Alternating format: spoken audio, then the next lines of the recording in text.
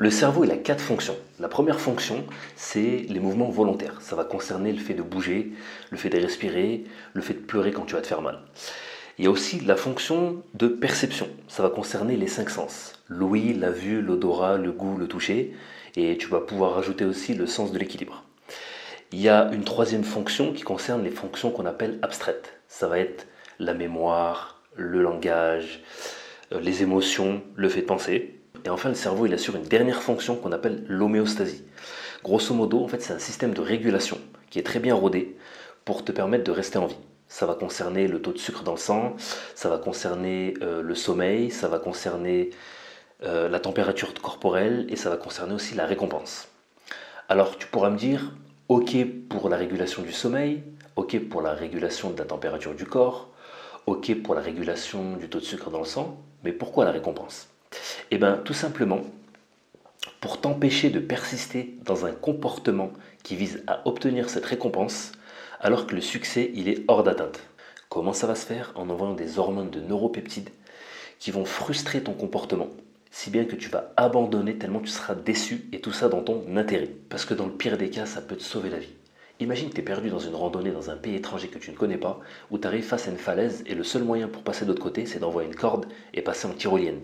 Ce que tu vas faire, c'est que tu vas t'approcher du précipice et envoyer la corde pour justement l'accrocher de l'autre côté.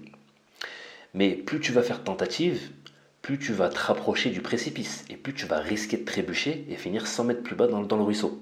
Mais le cerveau, il est tellement bien fait qu'après quelques tentatives infructueuses où tu auras échoué, le cerveau, il va envoyer cette hormone de neuropeptides qui va faire en sorte de te frustrer et d'abandonner ce comportement tellement tu seras dégoûté. Alors bien entendu, c'est pas tous les jours qu'on est bloqué en face d'une falaise avec pour seule solution d'envoyer une corde de l'autre côté en faisant la tyrolienne. Du coup, dans le moins pire des cas, cette hormone, elle va pas te sauver la vie, mais elle va te sauver du temps et de l'énergie. Imagine que demain tu veuilles apprendre le japonais et que pour ça, tu es décidé de lire un livre. Mais tu connais juste une lettre ou deux de japonais. Ce qui va se passer, c'est que la marche va tellement être grande que ça va te frustrer, si bien que tu vas abandonner pour plus jamais réouvrir ce livre. Et cette info de neurosciences assez récente sur comment ton cerveau régule ton système de récompense, c'est l'argument pour t'inciter à commencer un objectif en commençant par des petits volumes de travail. Parce que je sais qu'après un gros déclic, à vouloir reprendre sa vie en main, on veut souvent rattraper le temps perdu, mettre les bouchées doubles quoi. Et ça, c'est surtout valable si tu as été quelqu'un de peu productif dans ta jeunesse, comme moi par exemple.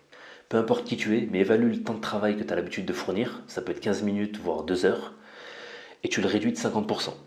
Parce que de cette manière-là, ça va permettre de mettre toutes les chances de ton côté pour tenir sur la durée.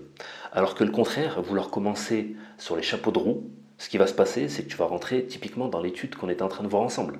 Tu risques de te frustrer et pour revenir sur le chemin du travail, ça va être très très compliqué. C'est une erreur commune parce qu'elle nous pousse à agir en étant guidés par nos émotions. C'est pourquoi moi j'aime revenir aux études biologiques fiables. C'est pas toutes les études que je mettrai en avant sur cette chaîne, mais celles qui sont fiables, oui. Parce que c'est pas une question d'avis personnel, mais c'est une question de nature humaine qu'on peut pas changer. Je te laisse sur ça. J'ai hâte que tu me partages ton expérience sur comment ça va se passer pour ton objectif. Je te dis à demain. Ciao.